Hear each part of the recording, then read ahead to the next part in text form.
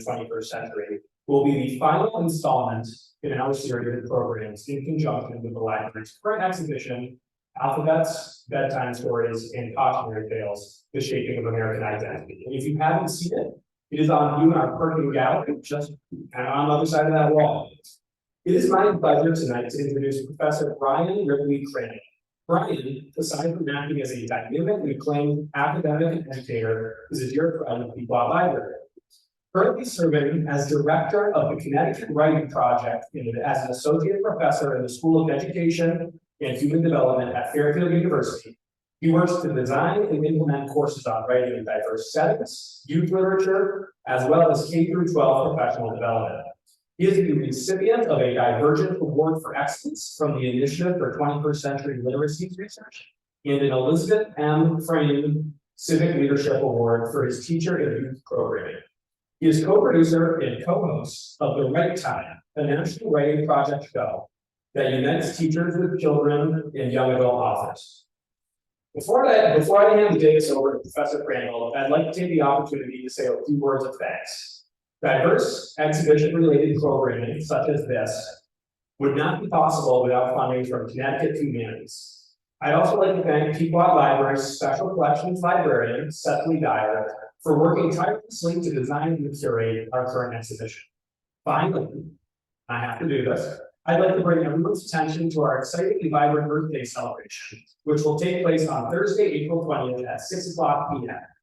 This program, part of the library's annual climate change initiative, will host scholars and thinkers from Yale University who will discuss, amongst other topics, the importance of bird-friendly buildings and the increasing lack of biodiversity on our beautiful planet. So this is going to be a very important topic. I'd love to see some people out there. Original vibrant programming such as this is made possible through individual contributions from patrons and donors such as you. So thank you. Without further ado, here's Professor Bryan Crandall. Thank you so much. I go for it. That's what I asked. Hi everybody, I'm Bryan. I would go just like Bryan, so Bryan Ripley Crandall throws me off. I'm gonna get my computer up. I'm not showing you anything on the screen. Is this one on too? I'm gonna trade this up so I can do that. About the website. Thank you for choosing us over the sunshine. It means a lot. All right, so I'm gonna get my computer up, and then I turned 50 last year, and I got trifocals down, so I have to do this too. So tonight's conversation is called Debate and Controversy: Youth Literature in the 21st Century. I also want to give a tremendous shout out to Cecily Dyer and Charlotte McMahon at Pequot. I think that's wonderful for being invited to be here tonight.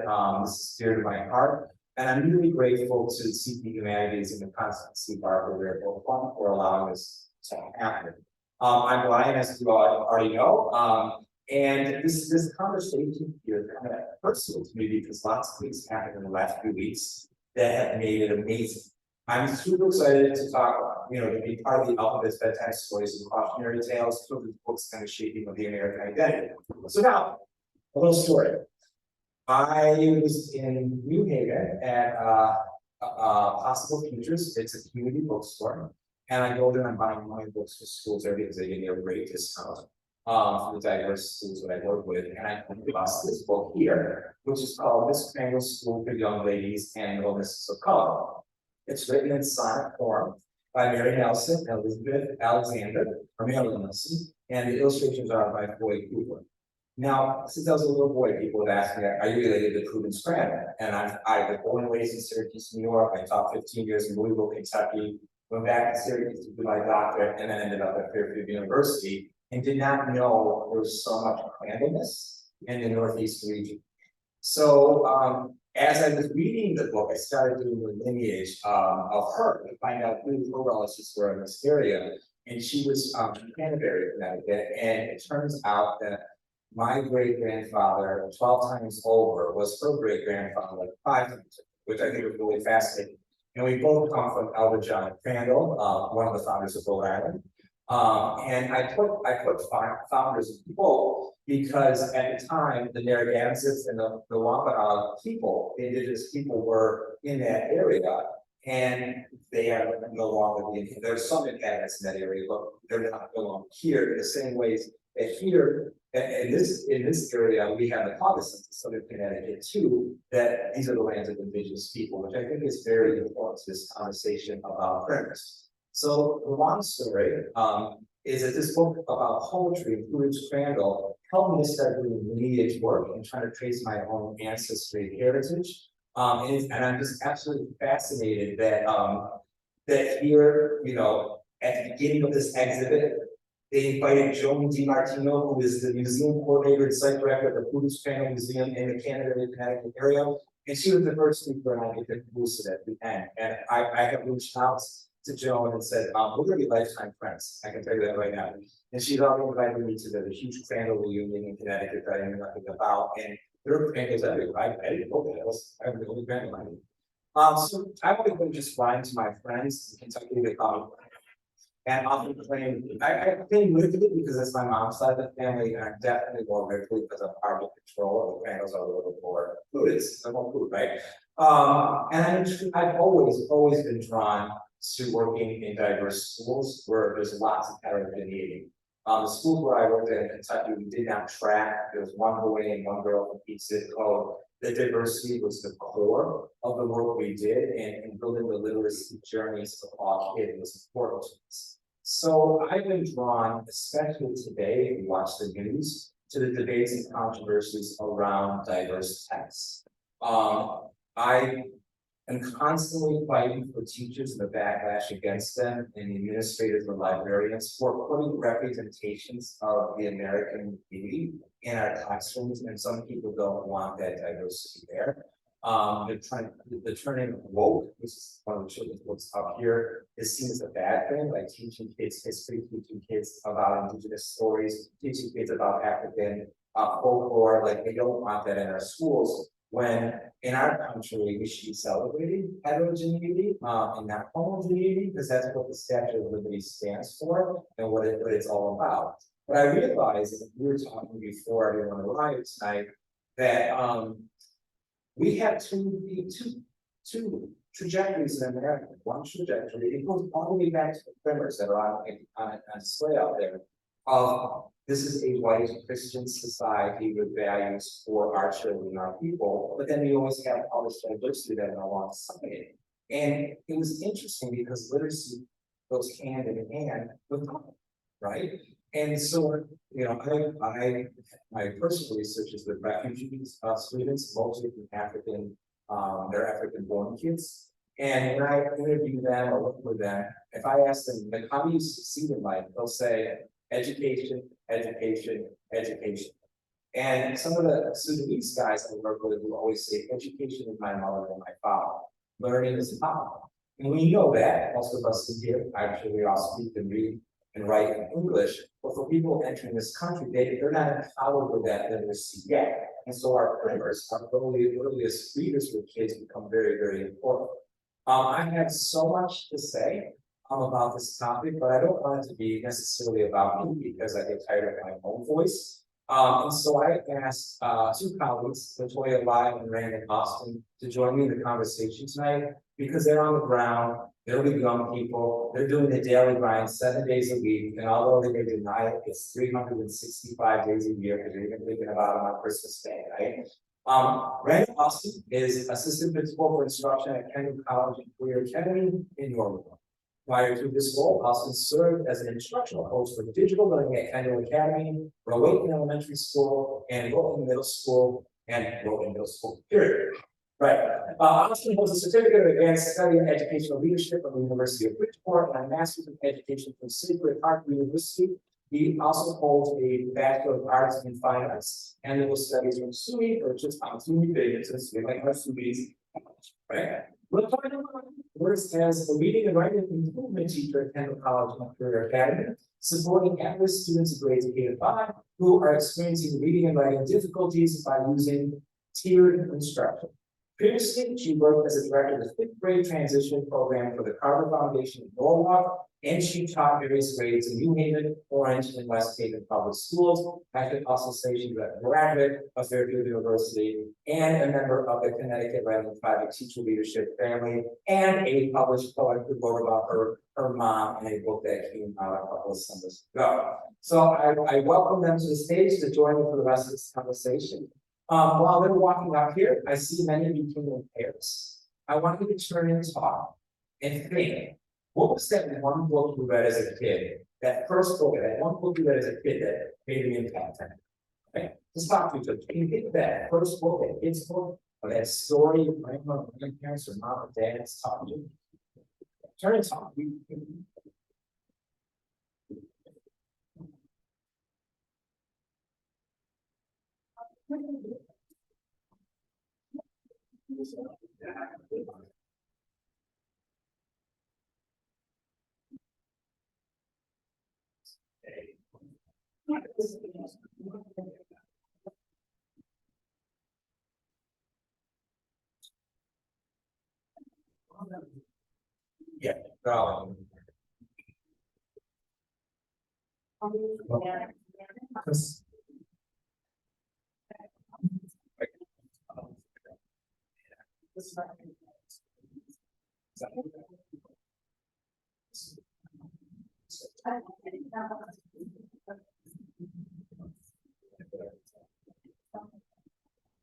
Yeah, yeah, there it is.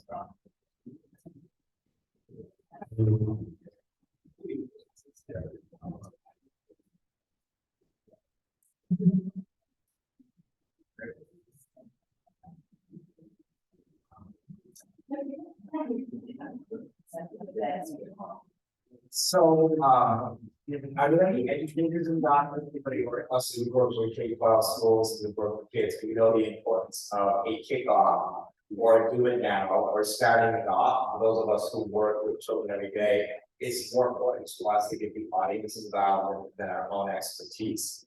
So I told Latoya and also that I was going to be based conversation with Ron. And I welcome everyone to take on the time that I just gave to you. A huge mentor of mine, Dr. Alfred Tatum, he was at the University of Chicago and he's now in Colorado. He writes often about textual lineages. And when he goes across the country, he starts to replay how is it that I became an English educator as an African American man. And he said he read all the historical texts that most of us got in high school, but he realized a lot of this lineage came from church, a lot of this lineage came from Black authors that weren't taught in school. And when he started talking about the textual lineage, I immediately thought, well, what's my lineage? Because where did I go to school? What were the books I had to read? What was diversity ever part of the equation? And it really wasn't until I graduated high school and I found The Color Purple by Alice Walker on my mom's bookshelf. I read it and that book changed my life. Like it was so beautifully done and I didn't know books like that. And so I ended up majoring in literature and focusing on diverse texts and looking at diverse communities. So when I started teaching at the college level, I started thinking, well, what is your textual lineage? Or what is your literacy?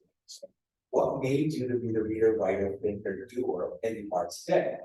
And so that's how I want to begin tonight's conversation. Because I have all my students are only allowed 10 slides, so 10 slides. Elementary, middle, high school, college, what are your favorite books? How are you a reader, writer today? Go. And it is amazing to me over and over again that a lot of the books that are traditionally assigned in school, kids don't read them. And they pretend to. They get good grades, they can get English in schools, but they don't read them. They cheat their way through, and it's when they're reading what they're reading outside of school that engages them. And so my quest is how do we get books in our schools that actually get kids reading? Which brings me to the question I'm handing it over to you. So who are you today in the roles of Kendall Academy? And what was one or two children's books that you connected with as a kid? Well, tell us a little bit about your own literacy lineage. Okay, I am a teacher of the Foundations of Reading. Thank you. So today I'm a teacher of the Foundations of Reading. I love what I do so much, it makes me really excited. One book that I loved as a kid was a story called Abioto. The first time that I heard it at my elementary school, and it was retold in an African format. There were drums, there was a lot of music, there was a lot of excitement, there was a lot of call and response. And when I think of it, my family comes from a Jamaican background, so we have a lot of steel drums, we have a lot of instruments, and there's a lot of movement and dance in our music. And that's something I'm always surrounded by, so I always remember that story at Yale. And it was also on the Reading Rainbow, which was an awesome show. So definitely one of the stories I introduced my first graders to when I was a classroom teacher.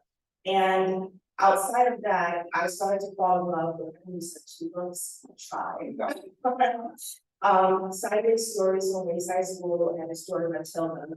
Yes, they didn't have characters of color, but for me, I just kind of got lost in the fantasy of all of it.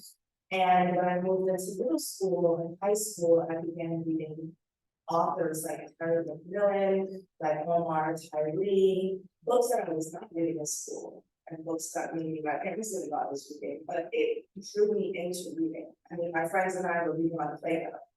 We got together on the playground. Did you read?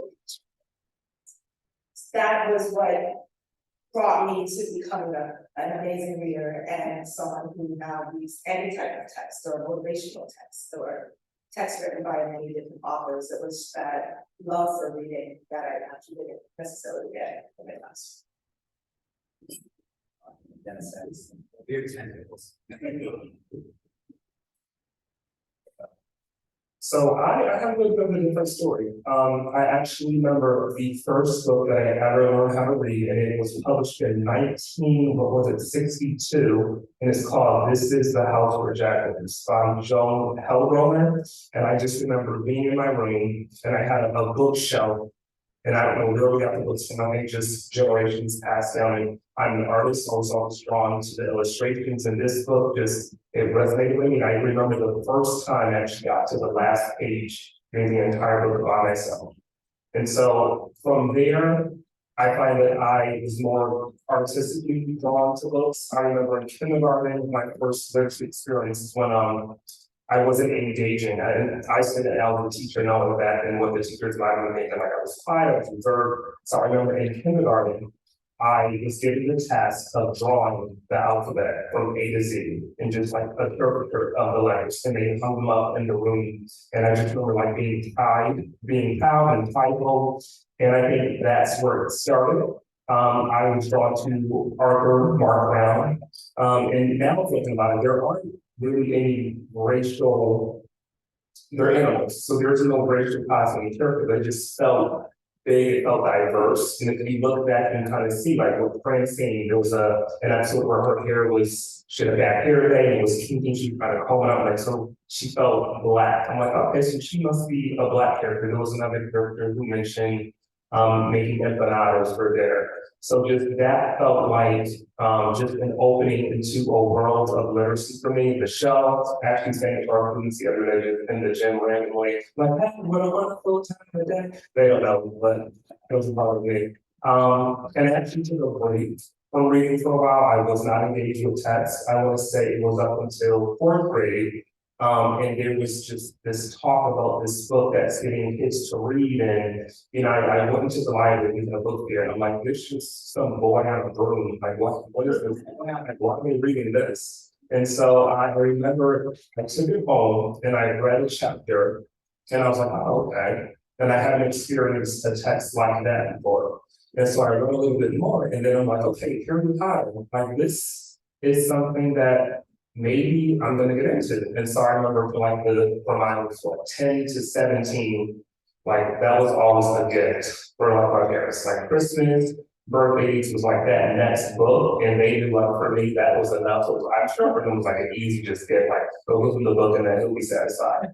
But that is what drawn me to text, where I say even as an adult, I read every day, whether it's Audible, Kindle, and fantasy is what I would naturally gravitate towards, and that's because of Harry Potter. So that was my journey with literacy, and now I think it's harnessed to just create that contagious energy with just the love of reading. So I want to say I take ownership for at least 30% of our kids reading for power, just from me teaching at that school for the past 10 years, just talking about it. And it's been a journey that's continuing. So you reminded me of, there's a Russian psychologist named Csikszentmihalyi. I'm gonna put that on a spelling test for you. And he has this, he studied what's called flow theory, FLOW as well. And some of you in here might play sports, some of you might like doing gardening work, some of you might like reading. It's when you lose hours of your day because you're just so in the flow and enjoying life so much. And as a classroom teacher at the high school level, when Harry Potter came out, I would watch high school kids like walking in the hallway reading this book and bumping into people because they were so engrossed. And I was kind of really lucky because I was an English major. Harry Potter was a lowbrow literature. And then I read the first one, I was like, okay, I kind of get it.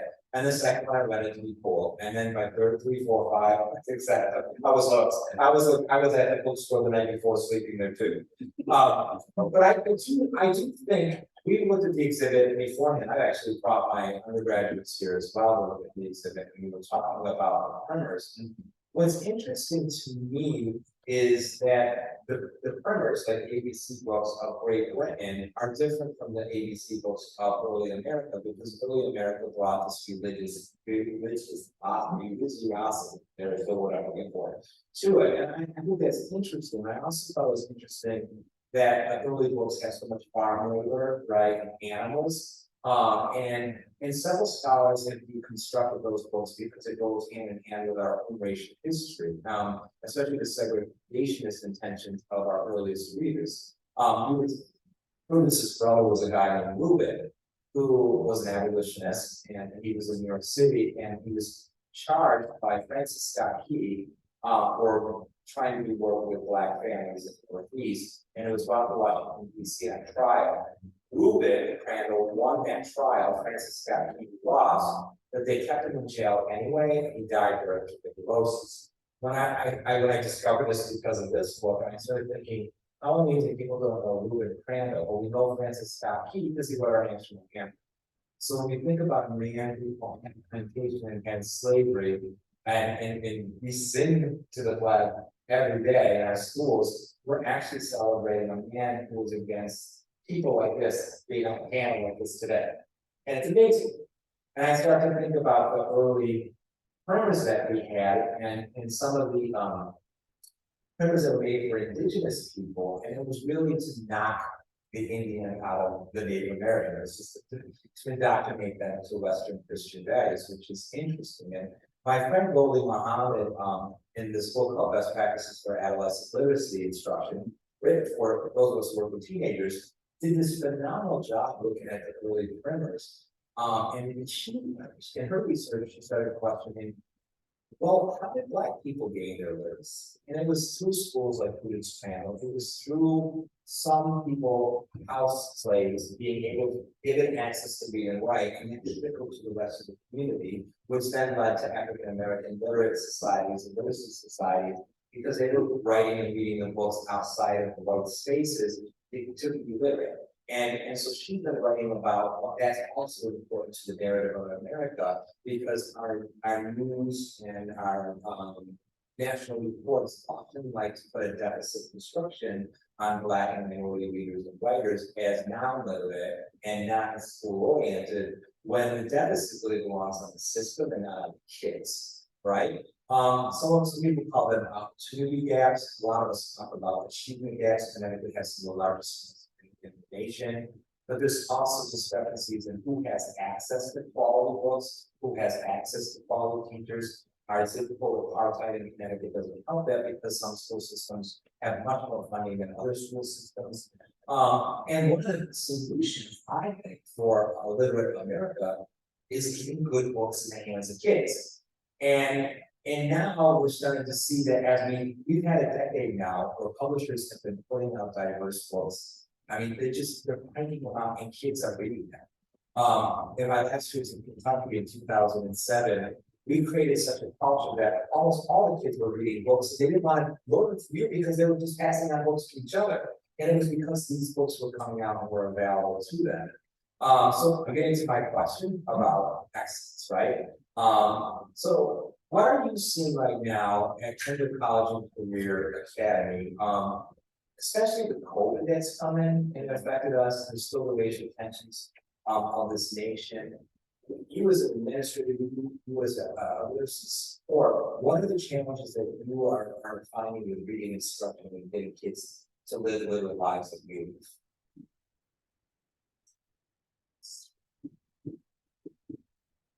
So I don't know if you remember, but there was that time in COVID where books were seen as dangerous because they could potentially carry, the coronavirus. So we went to digital platforms such as Mayan, such as Epic, which is an online reading platform. And from what I've seen now, it seems that although when we do our also, we had I'm not sure if but we were given diverse texts. So our library is full on. So we do not use our library currently. It was shut down.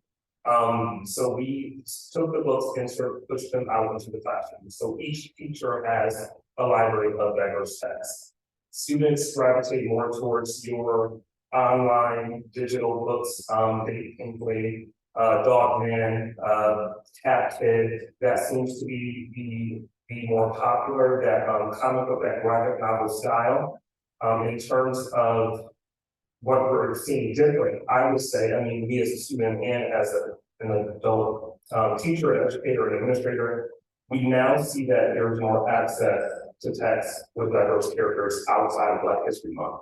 There's that shelf that would pop up in February with all of these texts we've seen, Rosa, Amazing Grace. It's now it's not separate, it's not a separate silo of text. There's characters of color integrated into text. It's more organic. This is the world we live in. It should always have been. If you look at even animation nowadays, there's characters there's not just a one token, but there's a variety of different things. There's a variety of students of color, students wearing hijabs. There are students speaking multiple languages, and it's more embraced. So I say that it's more now normalized to see diversity within text. It's not so much of a separate thing that you see only at a particular time of the year, if that makes any sense. Just to throw a few out there, The Word Collector by Peter Reynolds. It's not about a student of color, it's just about a little boy who is learning words. So the race of the character isn't the central focus of the text. Here Love, there's different, as an African American, I taught kindergarten, I started as a kindergarten teacher, and students would come and they would like to, they'll touch my hair, and they'll feel it, and at that age, it's just curiosity.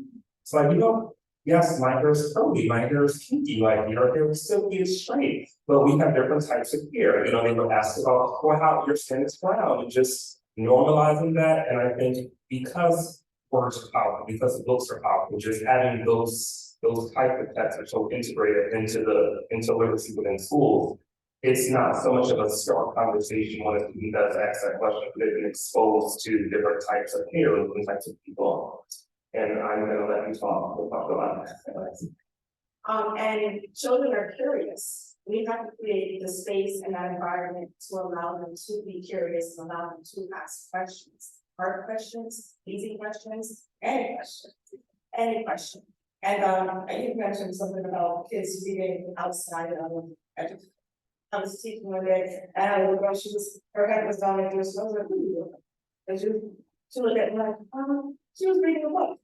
I didn't even talk yet. I could not believe I had heard the said my heart was filled.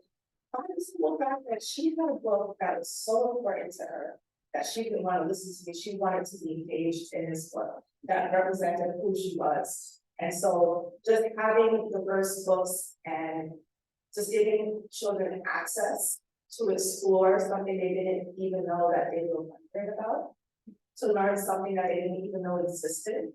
Sometimes we don't know that we want to learn something until it shows up in front of us. So what I've noticed is just that we've given children the opportunity to explore so many different texts, working with Bryan here and giving different chapter books and allowing them to read different authors and to be inspired by some of the things that I ever read to them. It's like, we have students in our building who come across and write their own books. They write their own books. Business, civil, from our school, Jean told her, she wrote her own book called Labor Day Adventures, and she published, she sells it on Amazon. She's an author, and she will tell you she's an author, and she's okay with being different. She's okay with saying, I don't want to do that right now. I'd like to write my story. Please let me be. You know, we have kids that come up to our teachers in the hallway. It's journal entry. Our literacy coach who has instilled the love for reading and writing amongst the kids and poetry. Just giving that access. Some things may be hard for them to read and learn about, but giving them that space to engage, like the most we engage with outside the classroom that helped us grow to love, to want to read, to want to write is what is the most important. You mentioned challenges, I don't know if this is the same question. In terms of challenges, so there's a lot of competition with media, as you all know. Students are more likely to pick up a tablet or a phone versus picking up a book. My godson, who is now 1, and I said to my cousins, like, do not give him an iPad. So let me get you books. I gave him some authors, just to get, and I remember growing up, like that was the entertainment. So the challenge is when it doesn't appear entertaining. So especially if you have books where you're harnessing the illustrations, students try to take more towards the graphic novel style, but when we have lengthier texts, we find that sorts students, they're struggling with comprehension, they're struggling with off this point of view, making inferences, and that comes from just being able to unpack the text. So in terms of teachers and what they're struggling with, just getting over the apathy that students are experiencing.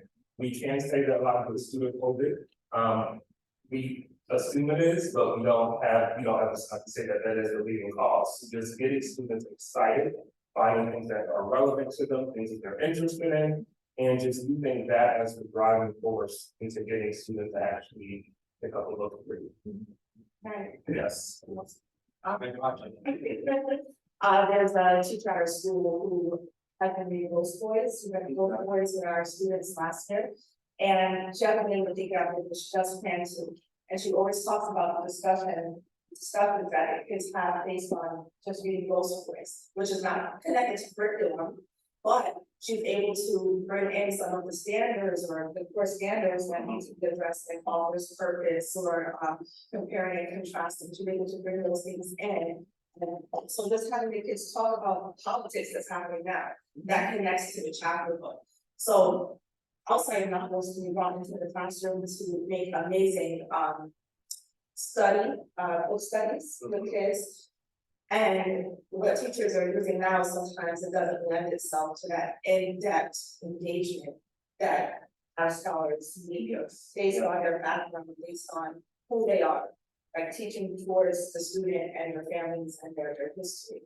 And just to look at that, I think one of the other struggles is just the teachers feeling that they have the permission to find resources in books that are deemed appropriate, and just also not knowing like what is appropriate in this day and age. There's a lot of discussion about critical race theory and what that is, and everyone thinks that that's what's being taught in elementary school, but just not knowing what's safe, what's okay.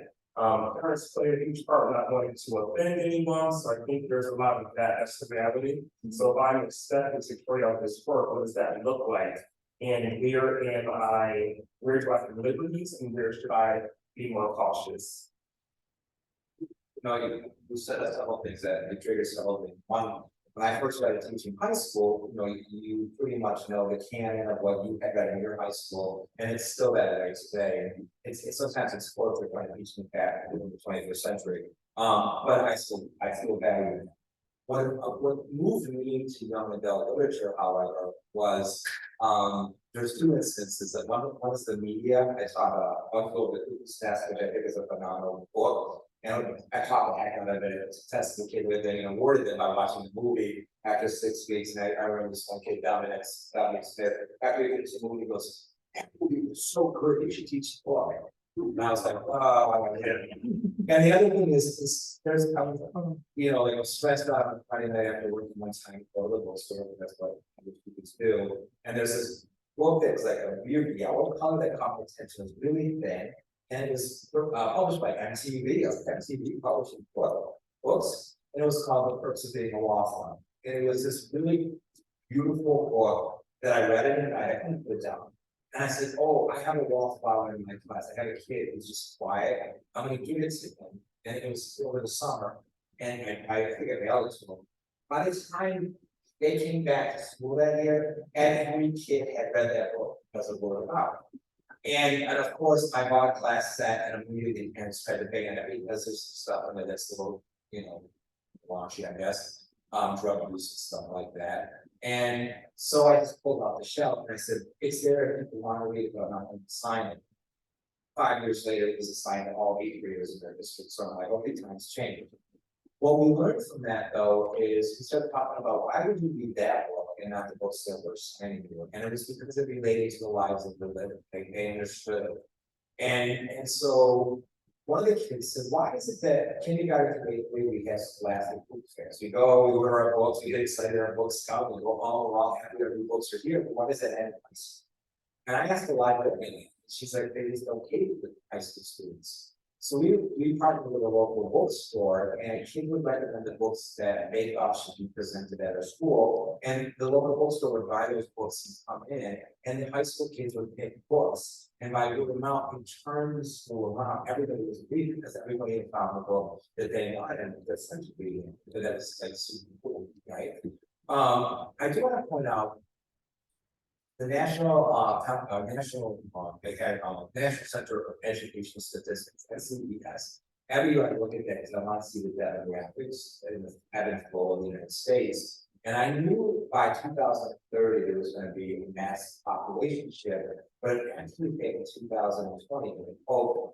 Currently, over 50% of all United States school children represent Hispanic, Latin American, Black, Asian, Pacific Islander, American Indian, Alaska Native, or mixed demographics in our K-12 schools, right? That's over 50%, I think closer to 60%, right?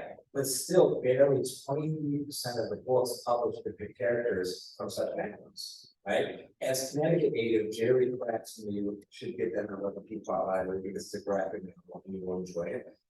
He often jokes that publishers produce more books with kitty cats, bunnies, and puppy dogs than they do with children of color, right? That has changed in the last decade, and there's pushback. His graphic novel, which won the Newbery, the highest prize for children in young adult literature, has been translated in over 35 languages. And the Daily Show this week, he joked, it's like, yeah, people in China and Korea and Mexico, they can all read my books, you just can't read it in Texas, Oklahoma, or Florida.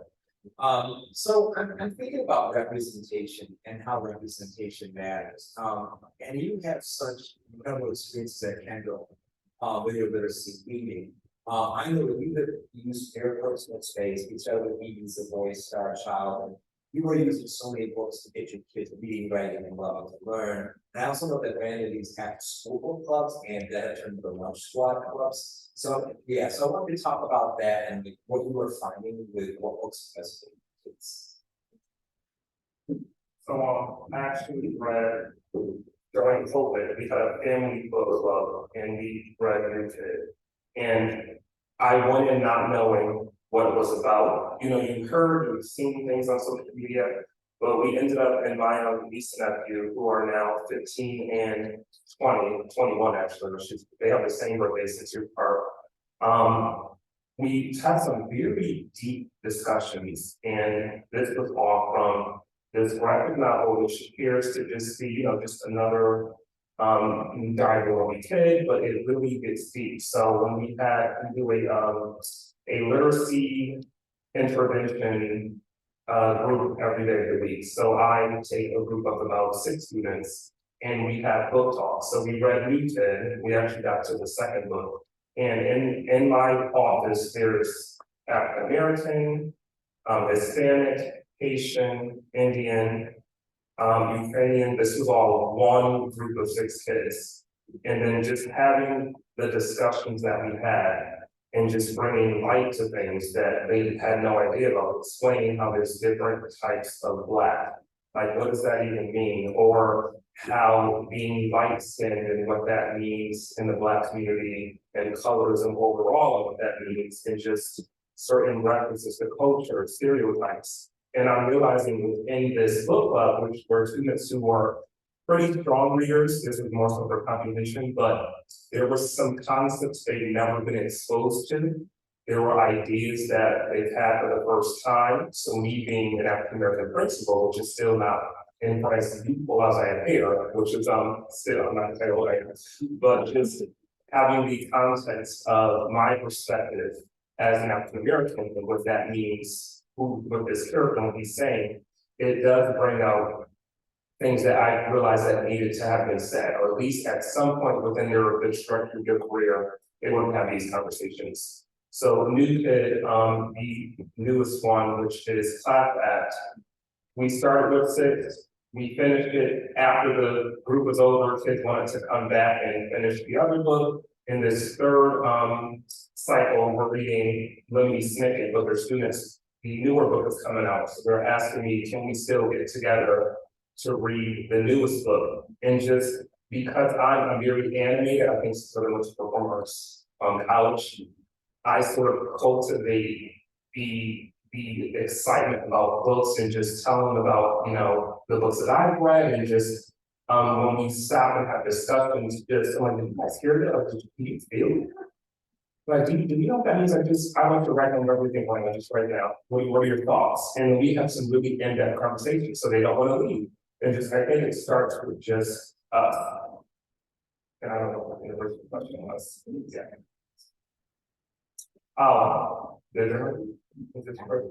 So we had a family, almost with an open house, and a parent came to me and said, you know, Christian never reads, but he at dinner was just telling me about how he was in their book club and he was reading this book and he was really excited about it. It's some Christian strong punches a hole in the sky. And it's about African and I've never been African American gods. And there's a student who is, I want to say, slightly Thor hammer, but within a different context. And we're just discovering all of these things at once. So again, fantasy wasn't always tied to African American. It was like that was 2 separate things, either Black History Month or fantasy. There couldn't be in one. So for many students, this was like, oh, different types of characters. So my Black students were seeing themselves like, I can be in fantasy. And so for a parent to say, like, her child was talking about books, just reinstilled and affirmed that we need to continue to have conversations about diverse text, because maybe he just hadn't seen the book where he saw himself, so he didn't make that connection to that book. I think that's such a great story. Build yourself a reader, many of them. I read under diverse text brings connections, diverse text brings belonging, diverse text brings understandings and relations. When I was teaching in 1st grade, sometimes we would have something like our curriculum that I said, oh, I think I might find a book that I can read. I was not thinking that. We're going to compare and contrast, and one day I read the story with the kids called Saturday and Domingos, and I write down the author's name. But it was about a little girl who talked about her experience with her European American grandparents and what she did at their house on Saturdays. And then she went to spend time with the Mexican American grandparents on Sundays. And we're thinking, and we can say, oh, we read these Spanish words, and like the styles. And they were so engaged. It was hard for me to teach them the standard at this point because they already understood what's going on, because they already understood how they walked into the building and how to either change something about themselves a little bit, although we are welcoming them to, if you want to speak Spanish. If you want to share something that happens, share that. It doesn't have the school building, and it doesn't have to be something you have to change yourself or when you walk into the room, right? So this is the culture you're building in your classroom. But being able to bring in those texts was so powerful. Another experience I have is after doing a Connecticut writing project and working with the young ladies who published their work, is bringing in this text by J.C. Reynolds called The Quote Ways. this is one of those texts that I would like to read when I was younger because the language wasn't perfect. In the story, the characters speak the way it's taught. You know, there's some slang in there. So we're reading it together and I'm just being, we're trying to imitate a 14-year-old child and they're so profound. They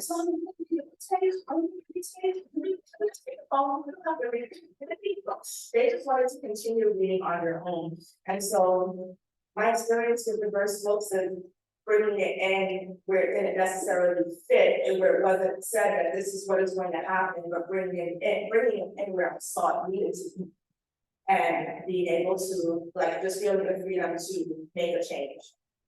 Well, I think, you know, I've written a couple of pieces academically where the titles have been like history should come first, colon, and whatever it is I was arguing at the time. And it was because of my work with refugee youth, and they taught me, like they didn't do so well in schools, but they would at home write 20 minutes, 3 hours a night on soccer websites or translating stuff for their parents so their parents could get medicines. And I started like realizing that when I was doing this work, I had to go and find out why are African migrants coming to the United States from refugee camps in 2005, 6, 7, 8, right? In that period of time. And it was totally global. It was a historical phenomenon built by the Bushes pushed it through, and then Obama had it going on, and Clinton, right? So the 3 series of presidents that were really invested with it. This country is, you know, we are tired of poor and hungry. Why don't we bring in African refugees? There was major civil wars in Africa in the 80s, 90s that resulted from the baby boom generation, World War II, everybody retreated out of the colonialism and imperialism of Africa, and then Russia died, and the Berlin Wall fell. So nobody had economic interest in sustaining those lands, so we pulled out, and all the people were left to fight amongst themselves. The civil war, and the slaughtering of children and families occurred, and these boys were orphaned, right?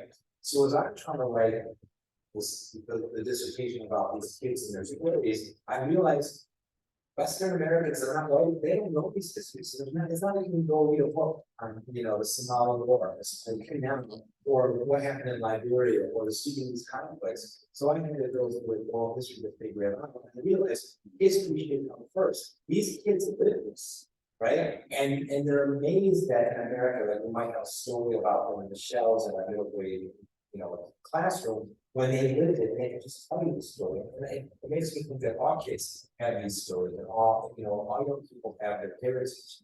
And it also made me think about, there's a couple of things I think. I think about what is it to be human?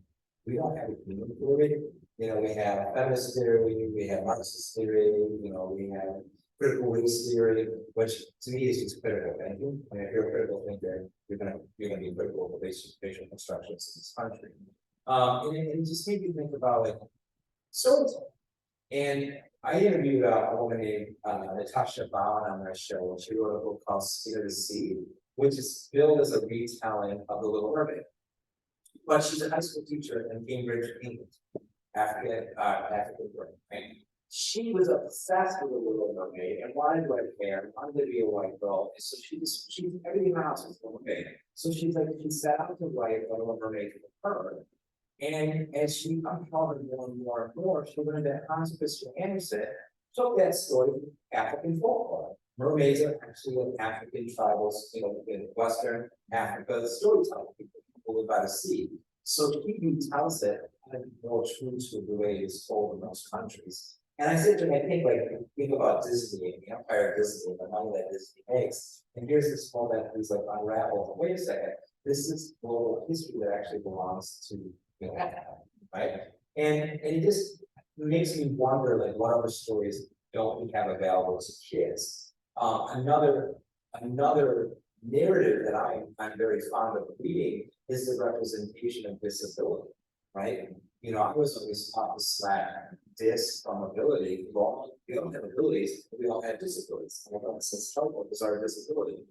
And the idea that who's telling the stories of kids who struggle, right? Or where are they represented in books? In the last decade, representation of people with disabilities have become more universal. And so I often pitch the idea of like, can we just teach from the gaming side? I mean, as a 19-year-old boy, I read or 18, The Color Purple next month. And even though I didn't have much of a concept, like, why would that story speak to me? Right? It's a feminist text, right? About an African American woman. And it is because it was so truthful and honest and historical and pulled me in. And so I guess a last final wrap-up question is, what next for you all? I mean, what are your hopes for your children? What are your hopes for your teachers? Where do you think this debate and this, this debate on YA and children's literature in our schools, what do you think it goes next? What do you think the answer is going to be? To add to your point, we need to make our students the authors of their own stories, the authors of their own future, their own destinies. If you look at books that have been published and the books that are considered mainstream, we are still getting to a place where writers who are brown, who are minorities, aren't considered mainstream. So when you think about students who might have disabilities, students who come from different religious backgrounds, just giving them the opportunity, well, think about education, so you can be an author, you can tell your story. Well, how do I go about doing that? Given opportunities for students to be storytellers, do poetry. I said we have a talk show in our school. And when you give a 5, 6, 7, 8, 10-year-old a microphone and tell them to go talk to somebody, they're going to do it. When you tell them to think about questions to ask, they're going to ask. And those questions are going to be reflections of their own curiosities, things that they're curious about, things that they want to know. And so from your perspectives, you're going to get questions that prompt conversations that need to happen because they can only happen from those individuals. So making students illustrators, artists, and then just cultivating the love of reading, the love of knowledge, and just spreading their knowledge. Because they do have stories that I think that we were starting to hear, but they have not all been told. Definitely well said, and to piggyback off of that, thinking of the student voice and not trying to stifle student voice, giving them that opportunity to grow as much as they can and what they have. And building upon it, what she wrote in something that stood out to me in one of her chapters is that youth need opportunities to understand and respond to racism, sexism, and other oppressions in the world. Without this, educators are going to continue the same framing and foundations of past literacy education, where students did not have access to their history, they did not have access to their own cultures, they did not have access to a voice. So empowering teachers to just make sure that student voices are heard. In terms of what students are exposed, children are exposed to so much. Social media, there's a lot that they know that they probably shouldn't know that they know. So thinking about, instead of over censoring topics that you believe are controversial, I say to students, you cannot control how another person acts, you cannot control what another person says, but what you can control is how you respond to it. So thinking about if they are receiving all of these different things for information from media, we need to have conversations about when things do feel uncomfortable in terms of race, how do you respond to that scenario? If someone does, we all know that bullying is wrong. So when you come across that scenario, how do you respond? What should you say? What shouldn't you say? What's an upstander? What's a bystander? So just thinking about they're already being exposed, how can we teach them to navigate the world through the exposure instead of censoring things that they probably already know about, but they don't have the construct of how to navigate around it. Yeah, one of the things I was thinking about, and a little bit ago about boys, the book club we had, and we talked about the teacher who really the most poetry. So the writer Kwame Alexander in my friends for a long time, and I had read the crossover, which also is going to be very late. It was just drafting a word document, and I was like, "This is the book I wish I had when I was in the classroom."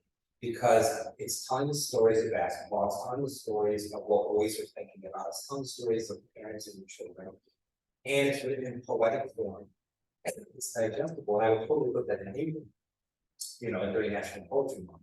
And I was like, I wish I had this book because they could do so much with it. And then he ended up getting it published, and and ended up winning the award. And now you have Disney Plus, pretty much the crossover, season 1, where he's still writing for the story. But he was told for years by publishers that boys won't read poetry, girls won't read books about basketball. Well, that book is that you can't keep that book on the shelf, right? And it's because he defied the odds. He knew students, he knew what kids wanted to read, and they knew what teachers wanted to teach. And so, a challenge that I have for all of my educators that I work with now is like, what book are you going to write? Like, what's the book from your classroom library, so that you can model for the kids exactly. You're right too, because our stories are important. I thank you for being with me tonight. I'm not doing the allergy triple, I know it's gonna come, but I did please 10 minutes at the end, 3 minutes at the end for questions, comments, wonders, curiosities. We can hand the mic over to you all. That's not a city for an hour. You can study 8 minutes and become ready to start. Yeah, so guys, does anyone have any questions for our panelists? Because they are absolute wizards and will be able to answer anything you can ask. I'm in my office. Yeah, absolutely no. Any questions, guys? Thank you. It's a wonderful presentation. Enjoyable. I'm from Westwood, and they tried to shut down the school, Staples High School library, because of what they were accusing the Board of Education, the teachers, the librarian, of critical race theory and how they were to poison the young minds. And so I'm a little bit curious as to how, if this has happened to you, and what your response would be, because Westwood's 95% white, and they have let's say a smattering of diversity. And until the pandemic, when people were fleeing from Brooklyn and coming to Westport, diversity was when the groups of people came from Europe and were putting the benches together on the beach.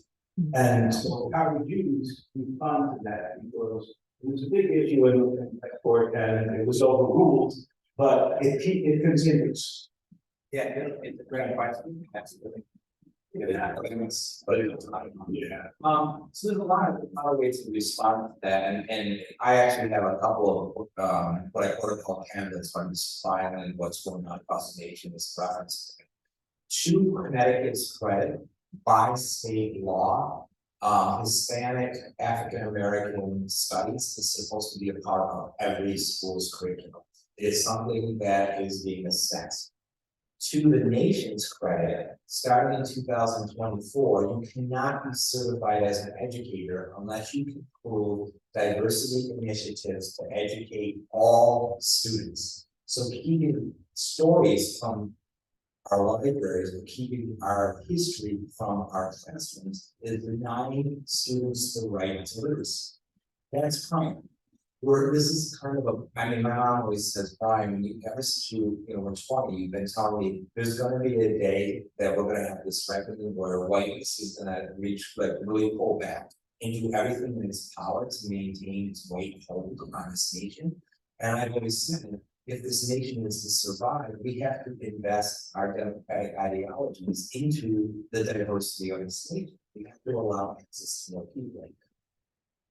Staples High School received a $30,000 grant in 2016 to start diversity initiatives in their classroom. We had one of the largest book festivals in the nation. It's called Southern Story Festival, where many of the writers who were writing these books came. They had the funding and they allowed me to partner with them, and I had money for buses so I could bring in diversity from Bridgeport, from New Haven, from West Haven. And we mixed up our communities, and what we saw from that is the teachers saw the zest and vibrancy of learning.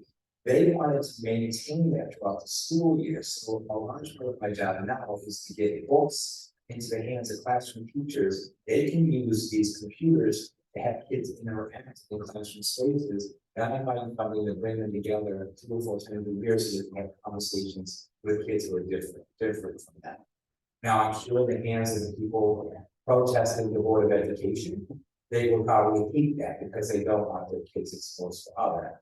When I did say the critical race theory, when I went to school, critical thinking was the key. You need to be a critical thinker in mathematics, in history, in science. And talking about demographics and global populations and being a reader and writer, that's being critical. And critical has two meanings. It's nagging and it's aggravating, but it's also extreme importance, right? And I wonder sometimes when parents, you wouldn't want to get in a plane and find them didn't know what was doing. You wouldn't trust a dentist drilling your teeth if they never went to dentist school. And this distrust for educators like that to do what is best for kids is pretty infuriating. And because what really needs to happen in the population pushing this into our schools is they need a library card. They need to come to Pequot a little bit more and do some reading. And I hate to say that, but it's complete ignorance. And ignorance is okay because you don't know that. But if you keep doing it over and over again, it becomes stupidity, right? And I'm worried about this. And I'm worried that these voices were unleashed because of the political agenda, which I think it's a minority in our population that is taking up the majority of our time and space. And it walks hand in hand with gun regulation. And it's a scary time right now. Are people going into teaching? The students will say, my biggest fear as I go into the classroom, I'm not going to be able to protect children. And that's a reality. When right there in 2023, we're up 400% gun violence in schools, right? We have lots to do to fix this, and we're not going to fix it unless we create more literate learners in the nation. And just to add to your point, defining terms, and I find that that's where families get a little lost. And I had a parent ask me at a school, I don't. Actually, I was in the room with the administrator at that time, and they were asking about critical race theory. And their first response, well, we don't teach that here, but to the parents, like, what is the definition of that? What is this it? Like woke, people hear that, and I feel like it's overused out of context. So if you're not familiar, I just always like, what is that? Like, can we clarify the definition so that we both know that we have the same understanding? That like things get lost in the media and then a narrative gets tied to it. So we're saying things, but not necessarily knowing what they mean. And so because of that, we get things where it's like, oh, Disney is now woke because they're including people of color. Well, that's called that was segregation. Now we're being more inclusive, but that's not woke. So I find that clarifying with people terms sort of lessens the blow of what they think is happening.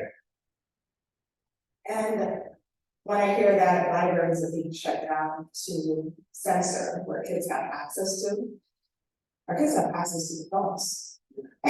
So, in my opinion, I don't think that it's really doing much besides continuing to show students what they need to fight for. It's giving them a reason to continue to have their voice, and it's going to help their voice be stronger because they have something that they want to fight for. They want to fight for the books, they want to fight for knowledge, they want to fight for education.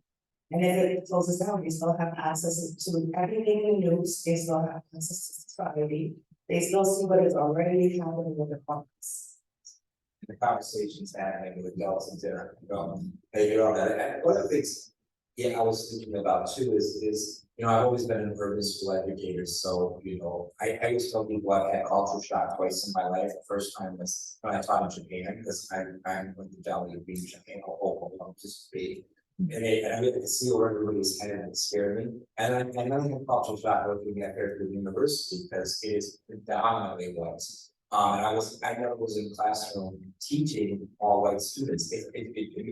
Whoa. And I was thinking about that all of what I do now is to mix up communities as much as possible to have conversations, because you can only grow. You can only grow when you're gaining diverse perspectives from others. Drawing on another notion in Kentucky, when I first got in school, I taught was 50% African American, 50% white. They were not prepared that 33% of our population would be Vietnamese American first generations that were coming into the city of Lisle, because Lisle didn't have a big immigration population. And when we got these students who had learned Shakespeare as freshmen and they would read and write in English, it became very tricky. But it intrigued me, like, how do you reach all learners? And I would trade kids for every English word I gave you, you have to go to a Vietnamese word. We're going to learn Vietnamese with you. And we started finding books that would be attracted to Vietnamese learners. But ironically, in the state of Kentucky, you could imagine, when we had to fill out the bubbles in our state test, I was like, it's black or white. Like, what do our Vietnamese kids put? So I had to call the district and they said, just make them white, right? And we were like, what? But that's how embedded these early members of who we are as readers and writers and thinkers is a very one-sided version of what we need to know. I think it's so that way I know we're just Great, does anyone have any other questions? Okay, now. Well, awesome, guys. Thank you so much for coming out tonight. Give a big round of applause for our panelists who took their time out of their day to come here. Thank you all so much. Thank you for coming. Have a lovely evening, everyone. for all. They have you all have really good children center with no question. And it's fun with the books when you're reading and Absolutely. If you guys want to look at the blog tonight, feel free to check out our exhibition, that kind of referencing, that's going to be right out the doors, and you can check it out.